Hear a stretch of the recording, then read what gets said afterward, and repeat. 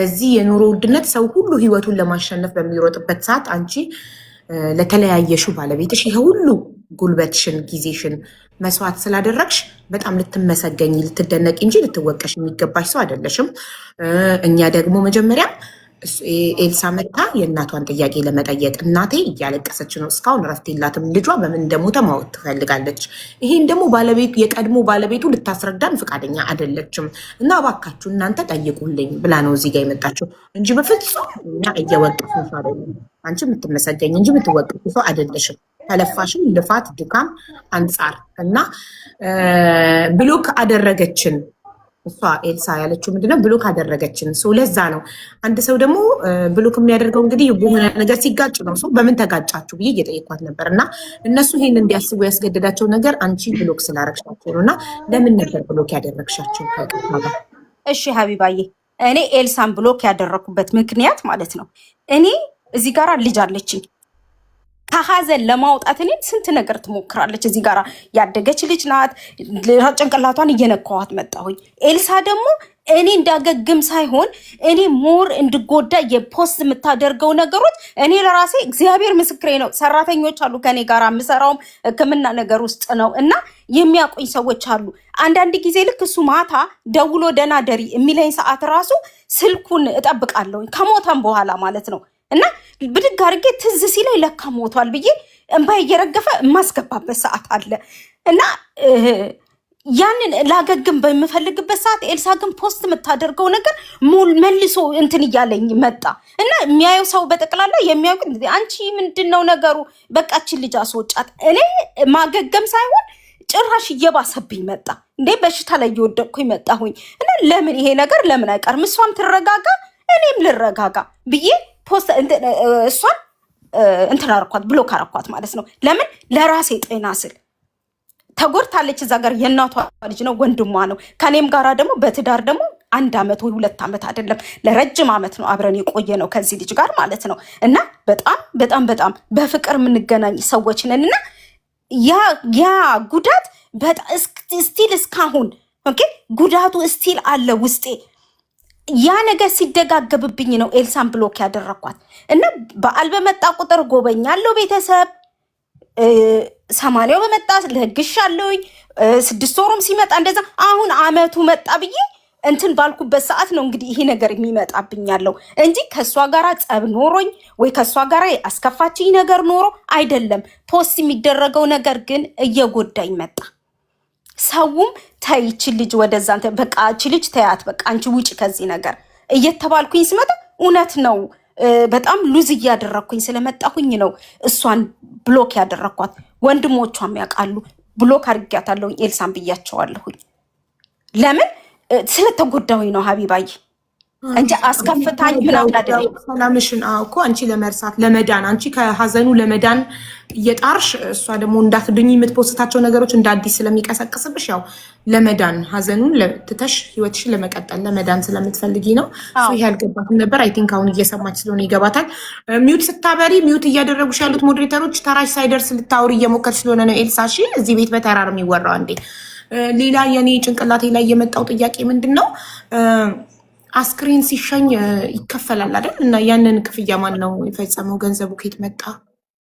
ያንን ክፍያ የተፈጸመው በምንድነው መሰለሽ? ብር ነበረ የሱ ወደ 7000 ፓውንድ ነበረ ኦልሬዲ ባንክ ውስጥ። እኔ ዴት ሰርቲፊኬቱ ስለነበረ ሁለተኛ ደግሞ የጋብቻ ወረቀታችን ስለነበረ በሱ የዛን ሰዓት የሬሳውን ችሎልኛል ማለት ነው።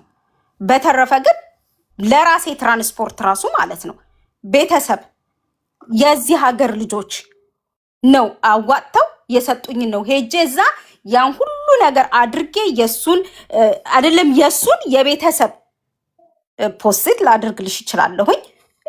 ቤት የመቃብር ቤት ማለት ነው መሬት ገዝቼ ሁሉን ነገር አስደርጌ ወንድምየው አለ በወንድምየው ኬር ተደርጎ ተሰርቶ እስከሚያልቅ ይሄ ማን ነው ኖሮኝ አይደለም 3 ወር ተቀምጫለሁኝ አቅም አጥቼ ስራ ለመግባት አቅም አጥቼ እየታገስኩኝ።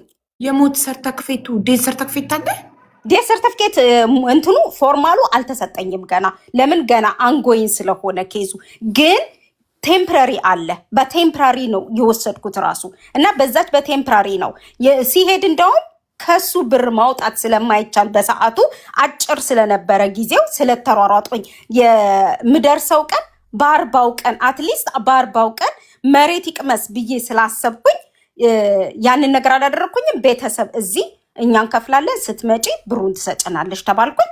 ኦኬ አልኩኝ ማለት ነው። ኦኬ አልኩኝ፣ ተከፈለ። እኔ ሬሳ ይዤ ሄድኩኝ።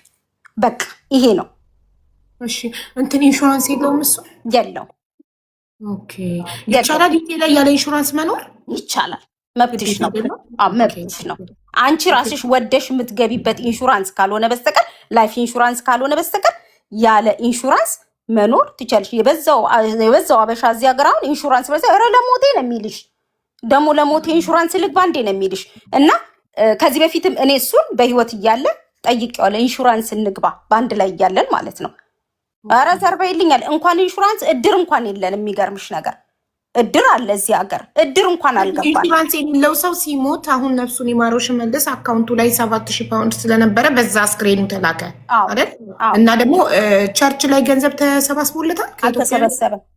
ኦኬ ሚሚዬ ቸርች ኮንትሪቢዩሽን ምናምን ብላ ቸርች ኮንትሪቢዩሽን ልንገርሽ፣ ቸርች ኮንትሪቢዩሽን እዚህ ጋራ አሉ አባት እንደዚህ አይነት ነገር ውስጥ የሚገቡ አይደሉም። እሳቸው ደውለው ሳባ ምነው ነገሩን ዝም አልሽ? ይሄ ነገር አንድ ነገር እንኳን ቢሰበሰብለት እኮ ለዚህ ልጅ ለቤተሰብ የሆነ ነገር ይሆናል፣ ለእናቱ ለሆነ ነገር ይሆናል እኮ ሲሉኝ፣ አዎ ግን አንድ ጊዜ ፎቶ ከወጣ እናት እንዳይሰሙብኝ ፈራው፣ ሌላ ወንድም እህት እንዳይሰማብኝ ፈራው እና አንድ ጊዜ ነገሩ እንትን ይበልልኝና ከዛም በኋላ እናደርጋለን። እውነት ነው አልኩኝ። ከዛን ልክ ልንመጣ አንድ ስንት ቀን ሲቀረን ነው ሬሳው ከተሰጠ በኋላ እናትየው ከተነገሩ በኋላ ቅዳሜ ቀን አሁን ይቻላል ስል ቸርች ደግሞ ዝም ብሎ አያዋጣልሽም። ምንድን ነው አባል ነው ወይ አይደለም ወይ የሚባል ነገር አለ። ከዛን ሲሄዱ አይ አባቶች ደግሞ እንደዚህማ አይሆንም፣ በዚህ መንገድ አይቻልም ተባለ። የኤርትራውያኖችም የኢትዮጵያኖችም ቸርች የሰበሰበው ነገር የለም። መጨረሻ ላይ ደርሼ ስመለስ አንድ እዚህ ራሴ የምገለገልበት ቤተክርስቲያን የተወሰነች በጣም ትንሽ ይህ ነው የማትባል ገንዘብ ለራስሽ አለ አይደለ ቤት ክራይ እንኳን ትችልልሻለች ተብዬ ገቢ እንግዲህ ከራሴ ከስራዬ ነው፣ ሌላ ገቢ የለኝም። ኢንግላንድ ውስጥ የሚቀመጥ ሰው ያውቃል። እና ያቺን ሳንቲም አምጥተው አትሊስት የሆነ ነገር ያግዝሻል ብለው አባት መጣው አስረክበው ሄዱ ማለት ነው። እሷንም ከ1000 በታች የሆነች ማለት ናት። እና ያን አይቻለኝ። በተረፈ ግን የተዋጣለት ነገር የለም።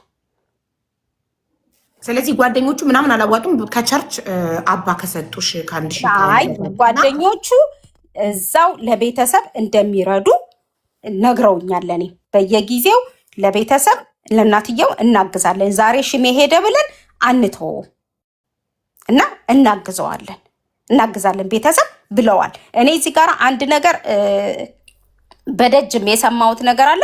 ለምን ጓደኞቹን አላስያዘቻቸውም ለምን እንደዚህ ያለ የሚባል ነገር ሰምቻለሁ። ከኤልሳ ወገን የመጣ ማለት ነው። ጓደኞቹ ምን ስላደረጉ ነው እኔ በፖሊስ ማስይዛቸው? እዚህ ጋር እንዴ አንቺ ማስያዝሽ እንዴ ተመርምሮ የሰው አሻራ ካልተገኘበት ሰው ካልተፈተረው የተመረመረው የጠጣው ነገር ላይ መርዝ ከሌለበት አንቺ ከመሬት ተነስተሽ የማስያዝ መብት አለሽ ሰውን? እኔ ነኝ እንጂ የምገባው ያለ ወንጀላቸው ልጆቹን ወንጀለኛ ካደረኩኝ እኔ ራሴ ነኝ የምገባው። ለምንድን ነው ማስይዛቸው ልጆቹን? እዛ ጋ እኮ ልጆቹ እኮ ሲገኝ ይሄ ልጅ ወድቆ ሲገኝ እኮ ኦልሬዲ ፖሊስ የሚፈልገውን ነገር ጠይቆ ጨርሷል እኮ ከልጆቹ ጋር። እና ሲጀመር ለምንድን ነው ልጆቹን ማስይዛቸው እኮ? ለምንድን ነው ማስይዛቸው? ሁለተኛ ነገር ደግሞ የሆነ ሪፈረንስ አለና ያንን ሪፈረንስ ትስጠን። እጅ ከሌለባት ያንን ሪፈረንስ ትስጠን የሚባል ነገር ደግሞ መጣ። እኔ ሲጀመር እኔ ፖሊስ መርዶ ሊነግሩኝ ካልሆነ በስተቀር ፖሊስ እኔ ቤቴ ደርሶ አያውቅም። የት አለሁ እኔ እዛ ቦታ ላይ? ወንጀለኛ አይደለው አላቅ ምንም ነገር የለም እዚህ ጋር። እኔ እኮ በንጹህ ልብ የማደርገው ነገር ነው እንጂ ሌላ እኮ ምንም ነገር እኮ እዚህ ጋር ከፖሊስ ጋር የሚያገናኘኝ ነገር የለም። እና አሁንም የመጨረሻ ልንገርሽ አንድ ነገር፣ እኔ ስራ ገቢ ነኝ። አሁን ይህንን የመጨረሻ ብዬሽ እወጣለሁኝ ሀቢባዬ። ከአሁን በኋላ በመብርሃን ይዣችኋለሁኝ። ሁላችሁ የልጆች እናት ከሆናችሁ የኔንም ሆነ የልጄን ጭንቅላት ፕሊዝ አትበጥብጡብኝ። ኤልሳን ብትሆኚ እዛው ከፈለግሽ በፈለግሽው ነገር ላይ ደውለሽ ልታናግሪኝ ትችያለሽ። ድሮም ትደውይልኝ ነበር፣ ደውለሽ ማናገር ትችያለሽ። ካሁን በኋላ እኔ ራሴ ከወንድሟ ጋር ነው የምነጋገረው። ይሄንን ኬዝ እንዲዘጋልኝ ይፈልጋሉ። እንደውም ከደሙ ንጹህ ለመሆን ሌሎች እንትኖች አናግሬ ሌሎች ሰዎች አናግሬ ሪዛልቱን በሌላ ሰው እንዲያገኙት የሚያውቁ ሰው ካለ ሪዛልቱን በሌላ ሰው ያገኙ እና እኔ ከዚህ ነገር ሀቢባዬ በመብርሃን በምታምኚው አምላክሽ እባክሽን በቃ ተመለሰላት እኮ ሳባዬ። ይኸውልሽ እነሱ ኢትዮጵያ የሚኖር ሰው ሁሉ ነገር እንደ ኢትዮጵያ ይመስለዋል። ዝም ብለሽ ማንንም ማስያዝ የምትችይ ዝም ብለሽ ምንም ማድረግ የምትችይ ነው የሚመስለው። አይ ቲንክ ሜቢ እነሱ ኢንሹራንስ ያለው መስሏቸው ከሆነ ኦር የሆነ ገንዘብ እዛ ዩኬ ላይ የቀረ ያለው መስሏቸው ከሆነ አሁን ይኸው እዚህ ጋር እድሉን ሰጣታለሁ። የምትጠይቀው ጥያቄ ካለ ምንም አትጠይቀኝም። አሁን በኋላም ለምን እንደሆነ ታውቂያለሽ ሀይባዬ፣ እስከሚበቃ ድረስ የሚበቃውን ያክል እንትን ሰጥቻለሁኝ።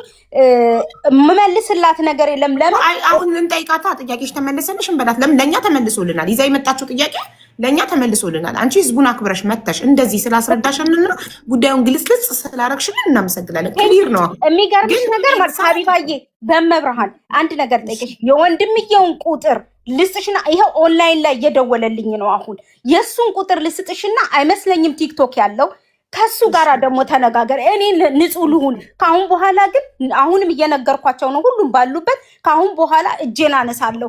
የመጨረሻ ፋይናል የልጁ የሞት እንትን ምናምን የሚባል ነገር እንዳይጠይቁ በኤምባሲ በኩል ጠይቁ ማለት ነው። በቃ ይጠይቁ በኤምባሲ በኩል ከላይ ላይ አውርጃለሁ። ከዚህ በኋላ ምንም አይነት ጥያቄ ካላችሁ በኤምባሲ በኩል ጠይቁ።